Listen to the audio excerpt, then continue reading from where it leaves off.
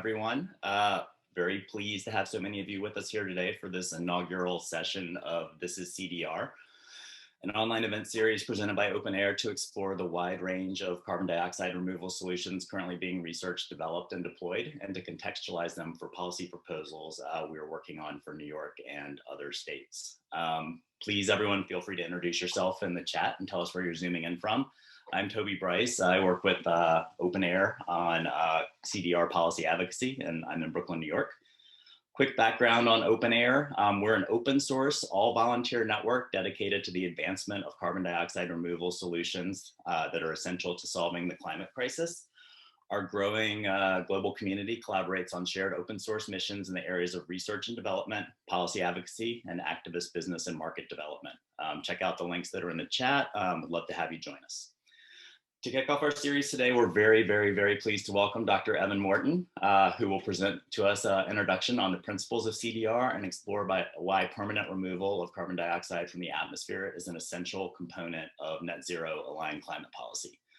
Couple housekeeping notes. Format will be just a 15 to 20 minute presentation from Evvan, followed by a few prepared questions from us at Open Air, and then a moderated audience Q&A. So everyone, please, as you have questions and you're listening, please type them into the Q&A box. Use the Q&A box and not the chat for questions, and chat can just be for introducing yourself and comments and socializing. Now for the main event. Evvan Morton obtained her Ph.D. in civil, environmental, and sustainable engineering from Arizona State University with a certificate in responsible innovation.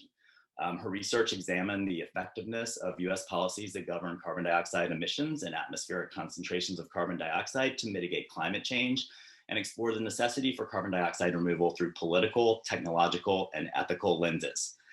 Evvan is also the co-founder of BioGals, a nonprofit organization that empowers women of color and STEM through participation in global sustainable development projects. Really a star in the CDR field, and we're so excited to have her here with us and look forward to hearing what she has to say. Evvan, I'm going to stop sharing and you can take the screen and take it away. All right, thank you so much for having me for this seminar series. I'm very happy to be here and to share a little bit about my research and thoughts on carbon dioxide removal. Again, my name is Evvan Morton. I received my PhD from Arizona State University, where my advisor was Dr. Klaus Lochner. This picture of me on the first slide is of me talking about carbon removal to some high school students that came to visit our lab at Arizona State, talking to them about this direct air capture prototype.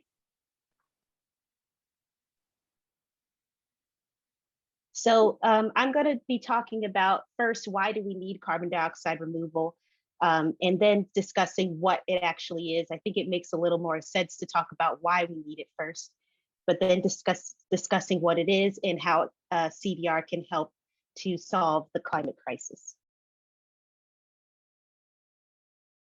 So as many of you probably already know, our annual rise in carbon dioxide concentrations in the atmosphere have been steadily increasing for several decades. This data is coming from the National Oceanic Atmospheric Association, showing how much carbon dioxide has increased, and it's increased by about 2% every year. And this just shows how much a problem it is of how much carbon dioxide we have in the atmosphere. And from what I've recently read, I think it's about the same or even more parts per million of carbon dioxide than there has been from 3 million to 4 million years ago. So this is, and that was at a time where the world looked a lot different than it does now. The climate was a lot different than it is now with the much higher population that we have on the globe than we had then. So this is definitely an increasing problem in our world.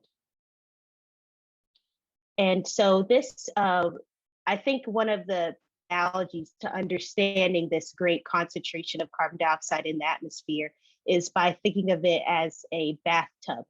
So the faucet of the CO2 coming out of the faucet, that is us burning fossil fuel and carbon dioxide being created from different industrial processes like creating cement and steel. So we have been pumping more and more dioxide into that, and the tub represents the atmosphere. And so at the point that we're at now, that we are over 400 parts per million of CO2 atmosphere, that the atmosphere's bathtub is basically overflowing at this point. We have too much carbon dioxide in the atmosphere. And as you probably already know, we are trying to slow down this faucet here and to hopefully turn off the faucet if possible, but at least make it as low as possible so that we're not putting more carbon dioxide into this atmosphere bathtub. But as long as we continue to add more, this bathtub will continue to overflow and create even more problems of climate change in our world. So as we continue to add more CO2 into the atmosphere, we know that we are reaching a very dangerous global warming to our world. And we are trying to stay within 1.5 to 2 degrees C of global warming, knowing that beyond this temperature increase could create very serious ecosystem damages and damages to ourselves, to our human health, our food and water security, as well as our economic growth. We are already seeing the effects of climate change today, including extreme heat, heavy precipitation, droughts, severe flooding, increase in more frequent natural disasters, and forest fires as well. And this table at the bottom just shows, even though it's a small difference between 1.5 degrees C and 2 degrees C, there are actually very significant changes that can happen to our world if we are not able to stay within 1.5 degrees C of warming. As we see here,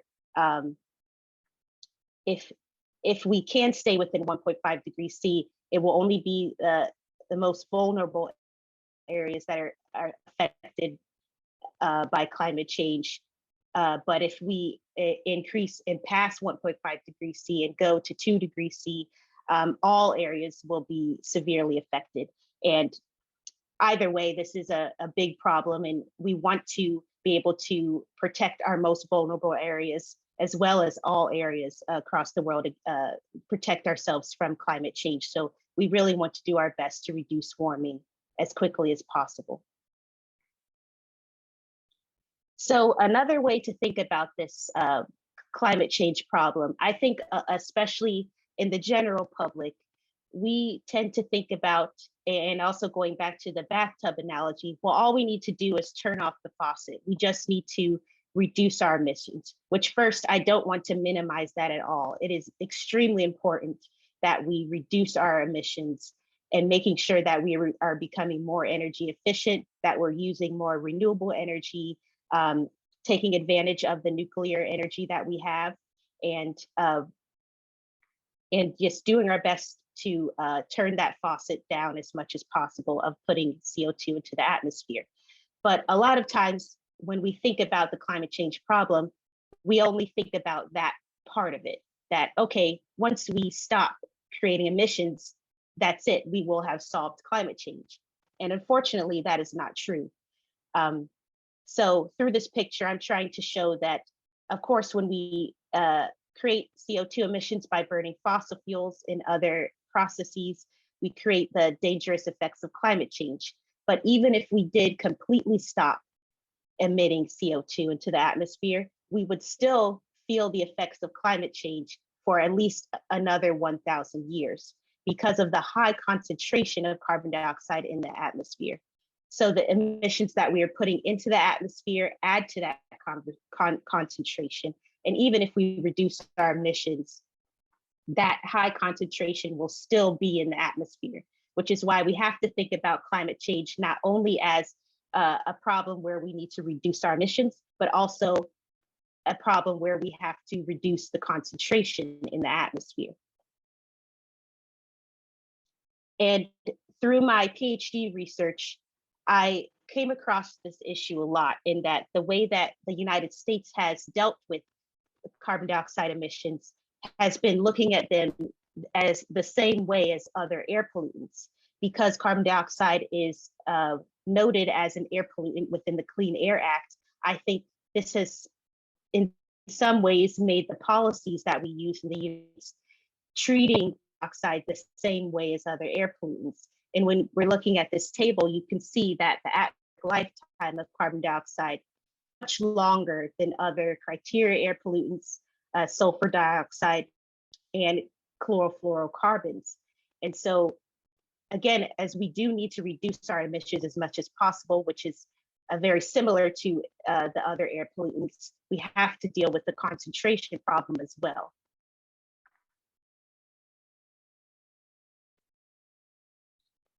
So going back to this bathtub analogy, what can we do about this concentration problem, this high concentration of carbon dioxide in the atmosphere? Well, we need to create a drain of some sort.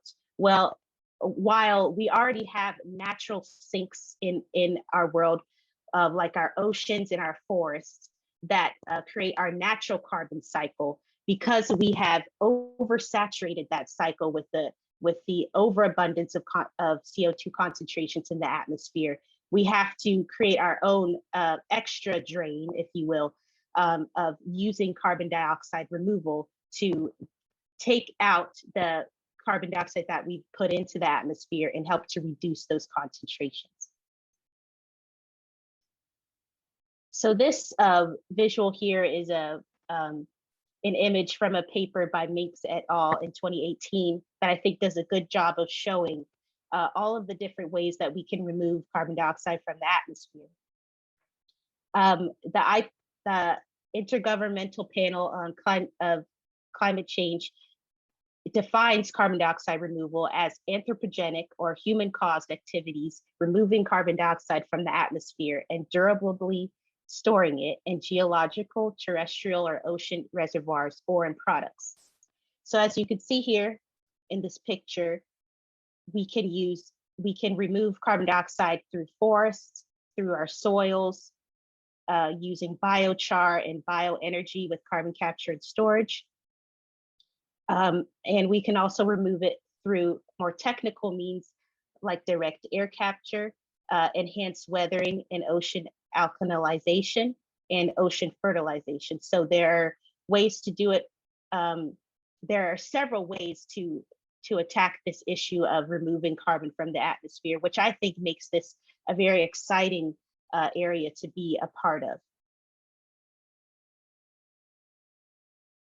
One thing that I also always like to bring up when I discuss carbon dioxide removal is that it is not the same as carbon capture and storage. You may have heard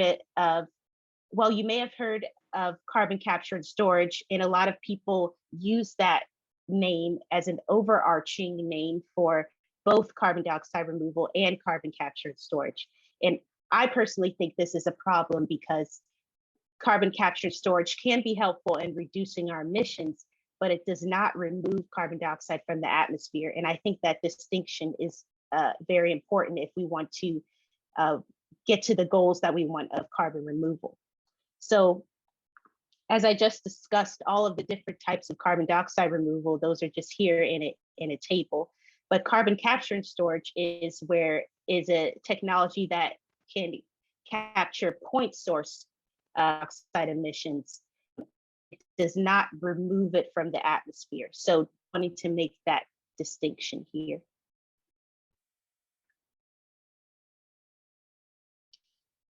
So in our goals to solving the climate crisis, we want to make sure that we are creating solutions that include both reducing our CO2 emissions and reducing our concentrations. Again, it is important to understand the differences between these two, because if we look at it as a waste management problem, I think this analogy can also be helpful. The way that we are putting carbon dioxide into the atmosphere, we are also, it is if we are putting trash into the atmosphere. So we are treating the atmosphere like landfill. I think this analogy is helpful because just the same way as we are responsible for taking care of the waste in our homes, we have to bag up our trash in our homes and put it on the curb so that it can be taken to a landfill. We have to manage the way that we are putting carbon dioxide into the atmosphere.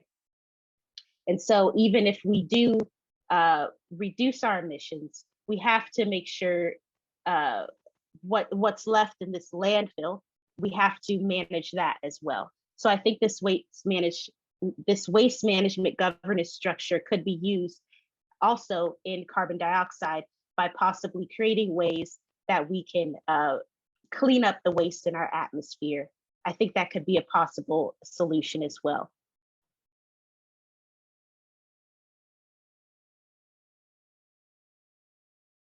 So thank you very much for listening. And this is my contact information. If you like to contact me on Twitter. I also am the co-founder of a nonprofit organization called BioGals. And we are going to be having our first ever virtual gala on October 14th through Zoom. And so if you're interested in helping us to raise money for empowering women of color in STEM, we would greatly appreciate it. But thank you very much. Awesome, that was fantastic. And we'll put a link to the BioGals site and gala in the chat. So just a couple questions before we start hitting some audience questions. I think your waste management frame is super powerful in terms of thinking about CDR.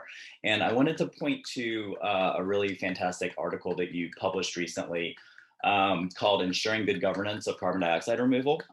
There, and also in your presentation, you sort of emphasized the idea that number one, first and foremost, we must decarbonize the economy and reduce emissions as quickly as possible.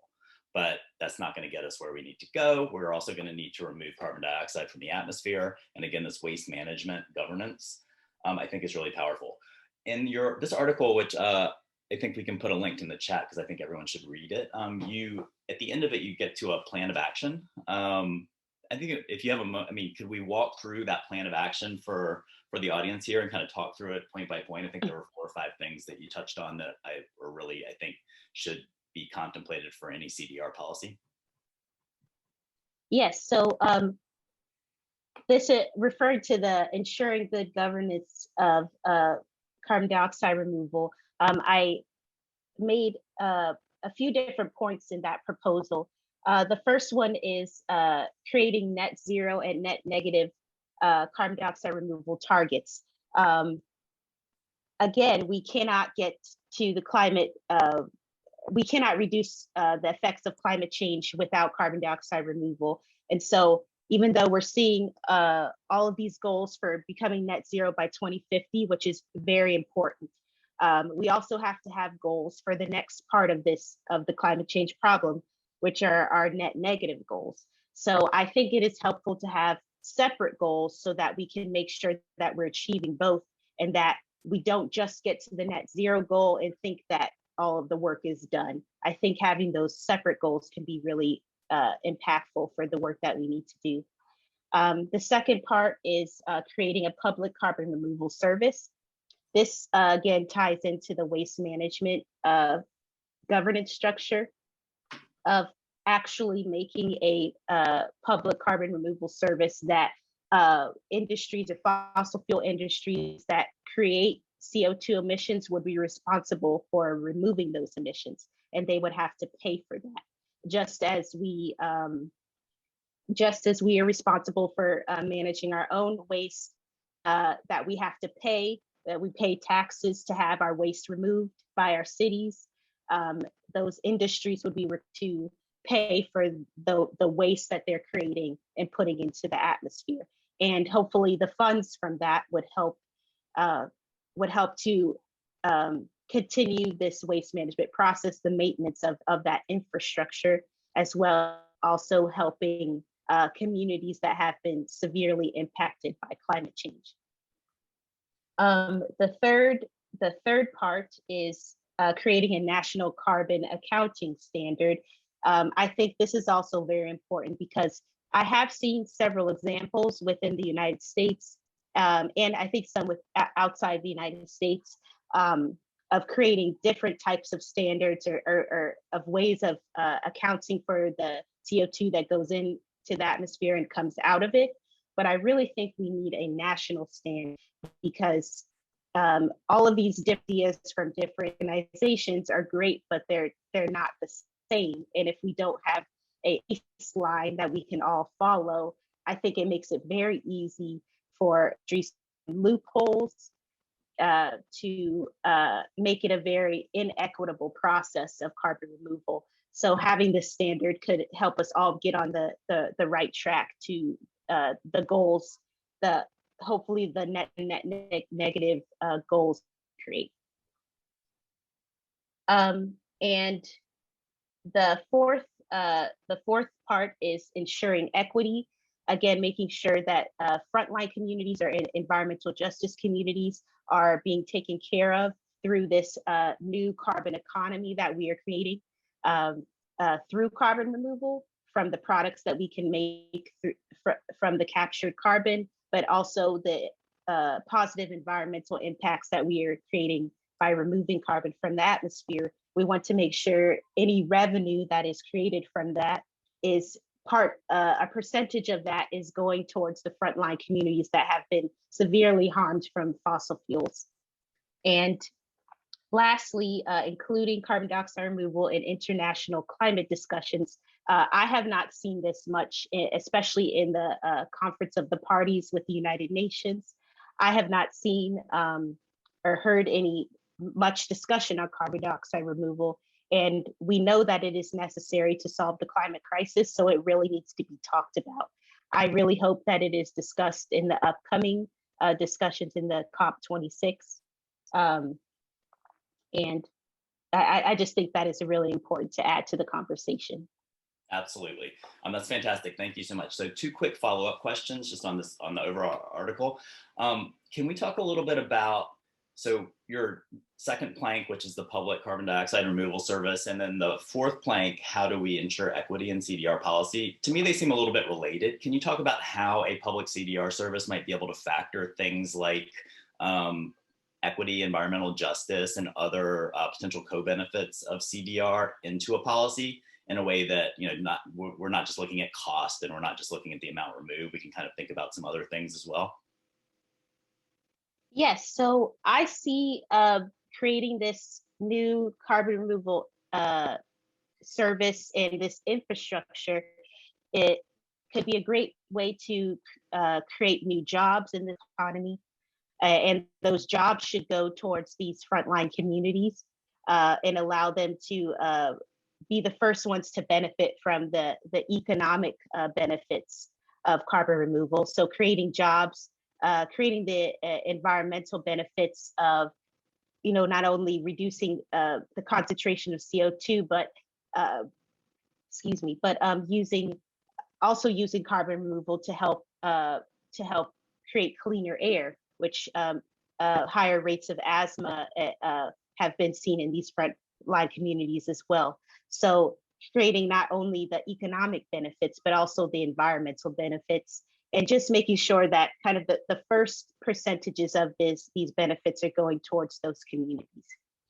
I think that's really powerful. And I really like the idea of a public CDR service, because I think it would be able to take into account some of these ideas in a way that the market on its own via a compliance mechanism or other would not be able to do. So I think that's really fantastic.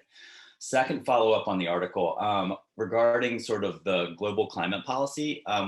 You and I have talked a little bit about a recent, or not that recent, but article from Holly Jean Buck called How to Decolonize the Atmosphere. I think we can put that link in the chat as well. But in terms of global climate policy, there's a global equity issue as well related to carbon dioxide removal, it seems to me. Could you speak to that a little bit? We talked about the local environmental justice in frontline communities, which is critical and really important, but there's also a global equity, I think, issue with respect to carbon dioxide removal related to who's emitted all this carbon dioxide. Yes, and I encourage everyone to read that article. It is really helpful to understand the equity issues that we may not think about in this issue. I think basically the article talks about that the global north needs to take responsibility for the emissions it has produced and the harm it has produced with climate change. And I agree with that. I think along with the United States, other more developed nations should be taking responsibility because we are the ones that have caused the bulk of the problem. And I think through that, it should be the global north that initiates these international conversations, whether that's in the next, well, hopefully in the next COP meeting, but we should be the ones that are starting that conversation, that are providing the funding to start more infrastructure or creating international programs to help with knowledge transfer and possibly creating the technologies for those other countries to use. Where in the article, Dr. Buck talks about how it is a little bit uncomfortable thinking about should we be deploying our technologies and having the other countries use them, because that could create other problems. But figuring out a more equitable way to create that knowledge transfer, but essentially making sure that we are responsible for starting that conversation and providing the funding to make it go forward, since we were the ones that created the problem. Right. And it's both a question of paying for it, since we caused the problem in the global north, and also I think that she talks a little bit about how we can't just be deploying these solutions across the global south in a way that create potentially negative land use or water use or other resource use externalities for those lands. So we also need to be doing CDR in the developed world. I think does that make sense, or do you have thoughts on that? I agree. Yeah, I think we should be, creating technologies here, but I think that maybe a good way of going about it is helping with the knowledge transfer. If we are able to, create technologies, especially through what's happening with the Department of Energy now, if we can, what we learn from all of that, we can work with other countries to understand it, but allow them to create it in the cultural context that works best for their countries, but just providing the knowledge to help them to succeed as well. Yep. Perfect. That makes a lot of sense. All right, let's move to some audience questions. Thank everyone. Please keep them coming because we have a few more minutes. And thank you all for all of your participation. There are a couple of questions that are kind of related to the general issue of moral hazard with respect to carbon dioxide removal. We've said a couple of times, and you said in your presentation and in all your work, that the top priority is to decarbonize the economy as quickly as possible and reduce emissions, all the emissions that we are able to reduce. But there are going to be these hard or inequitable to abate emissions. That said, the question is a question for Dr. Morton. What is your take on the moral hazard risk of CDR? For example, if successful at scale, is there a risk that industries stop their efforts to reduce their emissions since they're being removed? I think there is a risk, and that's why I propose having not only the net zero removal, the net zero targets, but also the net negative targets. I think that could really help to make sure that that doesn't happen, but there definitely is a risk. And through my good governance proposal, I'm really exploring ways to keep that from happening. On your proposals, have you seen any sort of hints of CDR policy that's happening in the world that are along those lines? Or places where it's kind of getting started? I haven't, but if others have, please put it in the chat. I am just from the things that I've read, I'm starting to see which Open Air is doing a lot with getting states involved, and that's really great to see. But I think there's just a lot more to be done besides the United States in the 45Q. But there's a lot more that we can do. Yep, definitely. Here's a question from Jeff Greenspan. What will it take to make direct air carbon capture economically feasible? And I think also more generally, a lot of these CDR technologies and solutions are at a very nascent stage of research development deployment. Can you speak a little bit to what needs to happen, both from a policy perspective and more, more generally, what do we need to do to like bring these things to scale? Because practically speaking, if we need gigaton scale by 2050, we are order of magnitude 0 right now. I would say that we are starting to get on the right track with the Department of Energy, with their Fossil Energy and Carbon Management Office, and the goals that are being set there. I think the demonstration, research and demonstration efforts that will be started there is essential for bringing things to scale, and just putting more funding into research so that things can be demonstrated. And the more that they are demonstrated, I think that the more the cost will start to come down. There are a lot of people that are actual economists that can answer the question a lot better than I can, but I do think those research efforts will be very essential.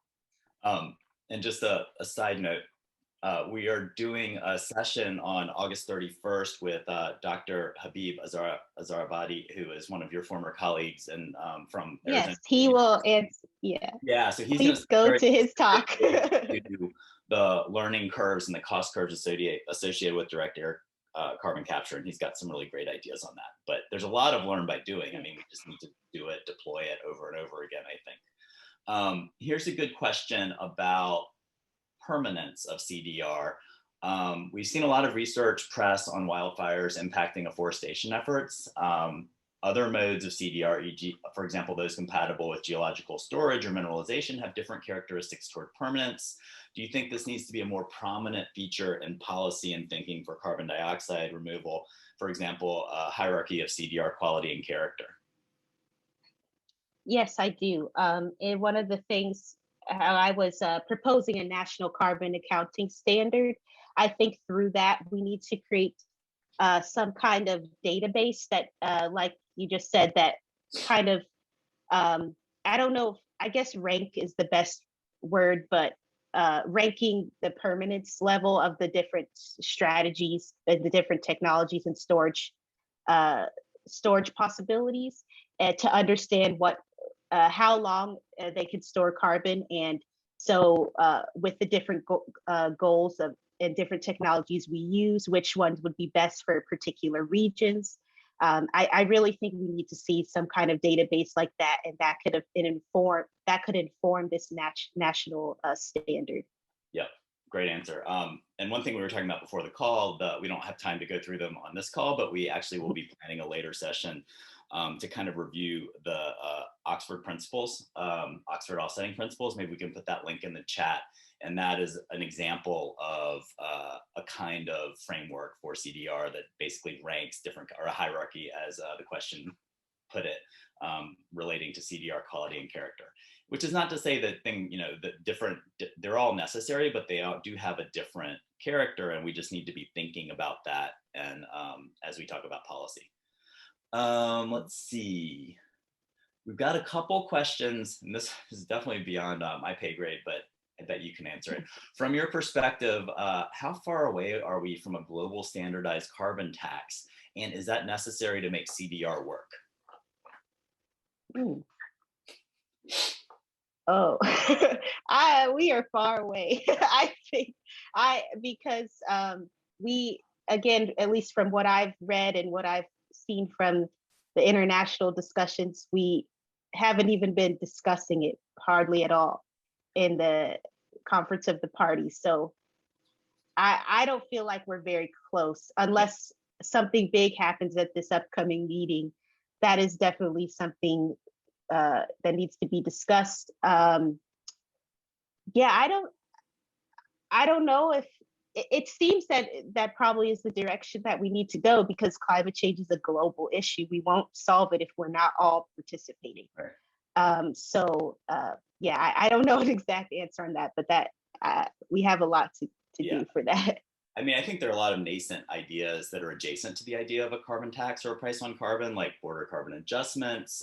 There's a pending bill in the US Congress right now, the carbon take back obligation, which is a really innovative idea from the folks at Oxford in Europe about how we might fund CDR. But none of them seem that close to being implemented. That said, like, what do you feel like we should be doing in the meantime? Like, what can we be doing? What should we be doing? I think create going back to that accounting database, I think that could be really helpful to even just start this conversation of what would even, well, first looking at what would a national United States standard look like, and then how can that be transferred to other countries, and vice versa, other countries creating their national standards and seeing how they connect, what's different, how can we negotiate on that, and just again bringing it up at the next COP meeting, yeah, actually discussing these things and how it will integrate with the nationally determined contributions in the Paris Agreement. Got it. All right, I think we have time for maybe 2 more questions. And again, thank everyone for joining and for all the great questions you're putting in the chat. I think some of them we've answered in the chat, and definitely feel free to get in touch with Open Air if you feel like we weren't addressing them, because we'd love to talk about this stuff. From Jay Moriale, apologies if I'm pronouncing your name wrong. Jay's asking, I've seen a projection that global temps will rise by 1.5 degrees Celsius by 2030. Why are carbon mitigation plans using 2050 as the date for carbon mitigation? Isn't that too late to keep warning below 1.5 C? We're definitely seeing some movement to time points closer to us than 2050, which I think is good. What are your thoughts on that? And where do you kind of think those lines should be drawn? That's a good question, and I've read some things part of my graduate research that I think there are some numbers that just essentially sound better politically. 2050, it's 2050. It sounds good. So I think there is scientific, understanding that year is an important year, but it could be very true. 30 is where we really need to be targeting.